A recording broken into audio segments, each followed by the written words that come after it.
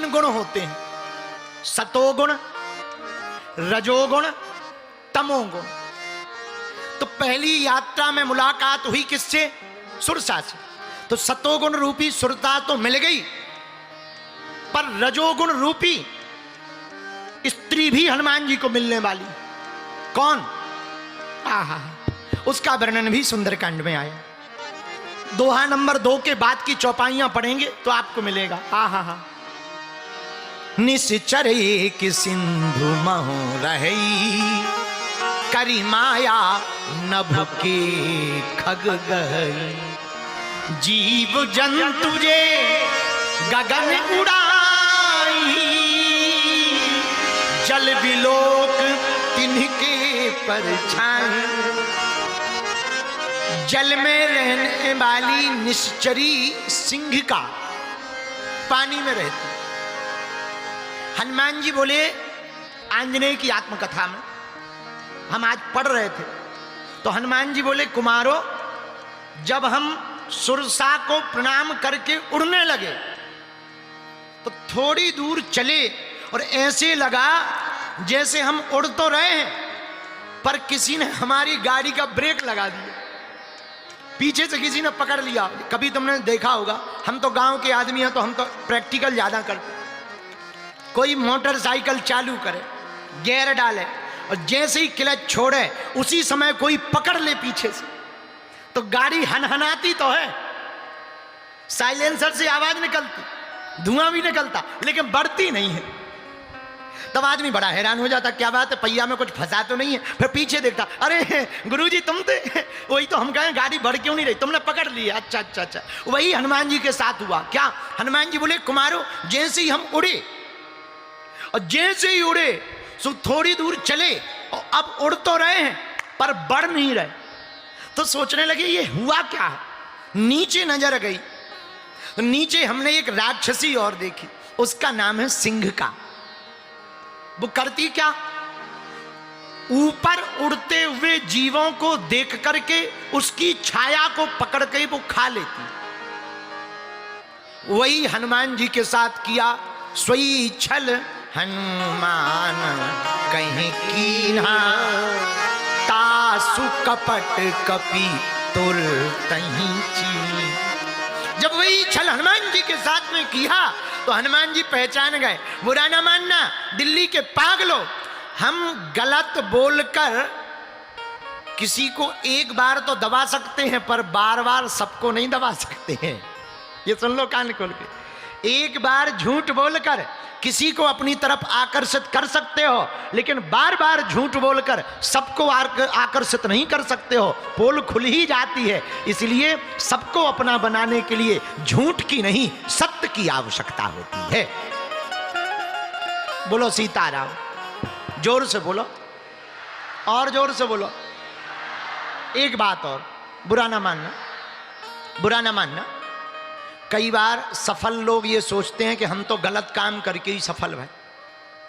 महाराज जी जरूर कह रहे हैं कि गलत मत करो, ऐसा करने से ऐसा होता वैसा होता। हम तो सफल ही गलत काम हो करके हुए हैं। और जब हम गलत काम करके सफल हुए तो ये करते रहना चाहिए, कोई किसी को थोड़ी देखता है। भैया जरूरी नहीं है कि गलत काम करके तुम सफल हुए तो सफल ही रहोगे। एक आध बार लाग लग गई, ऐसे तो बार बार एक आध बार किसी की भी बाणी लग जाती। हमारे गांव में एक ड्राइवर थे, ड्राइवर वो चले जा रहे थे, गांव में बैठे थे, वो जा रहे थे खेत पे। उन्होंने भरी सभा में कह दिया, आज हम कह रहे हैं बागेश्वर महाराज की तरह पानी बरसेगा। और सच में पानी बरसा। दूसरे दिन से पूरा गांव उनके पास जाने लगा। बोले यार तुम्हारी वाणी बड़ी सिद्ध है, तुम्हारे पास भी कोई देवी देवता आ गया क्या बागेश्वर गुरुजी जैसा? तुम भी जानने लगे हो क्या? तुमने कह दिया पानी बरस गया, पानी बरसेगा, पानी बरस गया, अब आज बताओ क्या होगा? लेकिन उन्हें पता ही नहीं था कि क्या होगा। तो वो बातें कर ही रहे थे, इतने में बैल ने आके सींग मार दिया। तो जो श्रद्धा लेके गए थे वो उल्टे पांव पीछे वापस आए। बोले पानी तो सही बताया पर बाकी तो सब ठीक है। ये बोलो सीताराम। जोर से बोलो, और जोर से बोलो। तो एक आध बार तो बात लग जाती है, पर बार बार बात लगे तब तो बात है।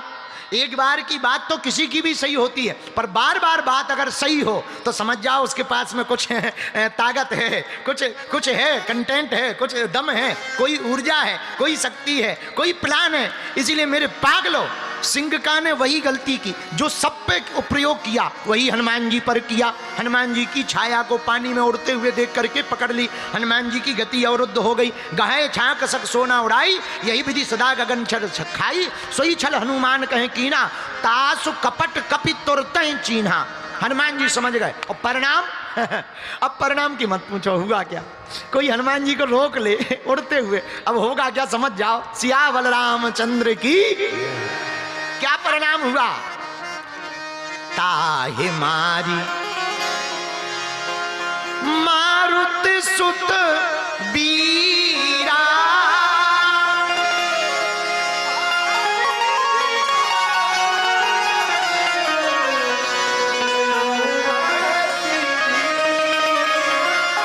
हनुमान जी ने उसको मार दिया। बोलो सीताराम। कोई हनुमान जी की गति को रोकेगा, मार ही खाएगा और बचेगा नहीं महाराज। एक मुक्का में ही सीताराम बजरंग बली की, वीर बजरंग बली की। इसलिए महाराज करना क्या है, कान खोल के सुनो। हनुमान जी को पकड़ने की कोशिश नहीं करना है। एक गलती और हम लोग करते हैं, बुरा ना मानना, बोल देते हैं, तुम लोग भी हमारे चरण पकड़ने लगते। सुनो, गुरु के पकड़ने चाहिए आचरण, भगवान के पकड़ने चाहिए चरण। हाँ, गुरु के आचरण पकड़ो, भगवान के चरण पकड़ो। और हम लोग उल्टे हैं, चरण पकड़ते गुरु के, आचरण पकड़ते पड़ोसन के। आओ आओ आओ आओ, चरण पकड़ते गुरु के, आचरण पड़ोसी के पकड़ते, फिर कहते कि गुरु जी कृपा नहीं हो रही, ठटरी के बरे। तुम उल्टा काम करोगे, कहां से कृपा होगी। तो करना क्या है, गुरु के पकड़ो आचरण, भगवान के पकड़ो चरण। गुरु के आचरण पकड़कर, भगवान के जो चरण पकड़कर जिएगा, वही सुंदर कांड के जीवन को सार्थक कर पाएगा। बोलो सीताराम। जोर से बोलो, और जोर से बोलो, और जोर से बोलो। अब तुम कहो महाराज आप तो कह रहे चरण मत पकड़ो, पर हमने तो सुना है चरण में ही कल्याण होता है। अरे भाई, चरण तो हम सब लोग पकड़ लेते हैं, आचरण पकड़ो। कल्याण चरण पकड़ने से नहीं होता, आचरण पकड़ने से कल्याण होता है। बोलो सीताराम। ऐसे समझो, ऐसे समझो, समझ आएगी। देखो, तुम्हें भयंकर प्यास लगी हो और तुम हमारे पास आओ और हम तुम्हें पानी का ज्ञान बताएं, पानी का फॉर्मूला बोलें, H2O, कैसे पानी बनता है, कैसे भाप बनता है, कैसे बादल बनता है, फिर कैसे वायु के दबाव से बरसता है, फिर कैसे नदी नालों से स्टोरेज होता है, फिर कैसे भूमि में जाता है, और फिर कैसे कुआं में आता है, और फिर कैसे तुम पीते हो। हम ये ज्ञान बताएं तो क्या तुम्हारी प्यास बुझेगी?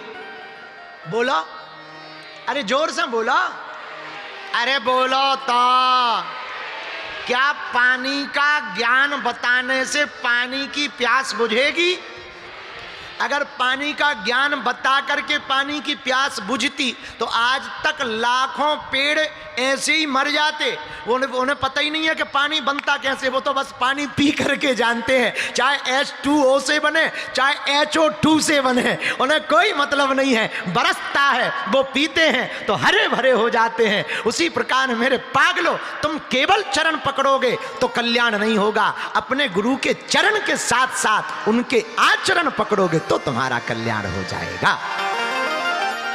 बोलो सीताराम। जोर से बोलो, और जोर से बोलो। तो हनुमान जी महाराज ने, आहा, हनुमान जी महाराज ने दूसरी देवी जी को खत्म कर दिया। कौन सी? सिंघका नाम की देवी जी को। एक बात समझो, गुरु है क्या? गुरु है मील का पत्थर। ये मील का पत्थर, तुम कभी यहां से जाते हो बंबई तो पत्थर पे लिखा रहता 200 किलोमीटर। पत्थर पे ये तो लिखा रहता 200 किलोमीटर। इसका मतलब ये नहीं है कि तुम उसी मील के पत्थर पे बैठ जाओ तो बंबई पहुंच जाओगे, नहीं, वो तो सूचक है। 200 किलोमीटर है, चलते जाइए 199 बचेगा, फिर 90 बचेगा, फिर 180 बचेगा, फिर 160 बचेगा, फिर 120 बचेगा, फिर 100 बचेगा, फिर 99 बचेगा, 98, 97, 96, 95, 94, 93, 92, 91, 90 बचेगा, फिर 89, 88, 87, 86, 85, 83, 83, 81, 80 बचेगा। फिर और घटते जाएंगे, धीरे धीरे आप आएंगे 20, 19, 18, 17, 16, 15, 14, 13, 12, 11, 10, 9, 8, 7, 6, 5, 4, 3, 2, 1 और पहुंच जाओगे। हैं? लेकिन तुम जहां 200 लिखा था वहीं बैठ जाओगे तो क्या पहुंच पाओगे? जरा बोलो बोलो बोलो बोलो बोलो बोलो, क्या पहुंच पाओगे? नहीं पहुंच पाओगे। चलना पड़ेगा तभी मंजिल पर पहुंच पाओगे। उसी प्रकार दिल्ली के पागलों, केवल कथा सुनते रहोगे तो भगवान को नहीं पा पाओगे, सुनकर के जीवन में उतारोगे तो भगवान को पा पाओगे।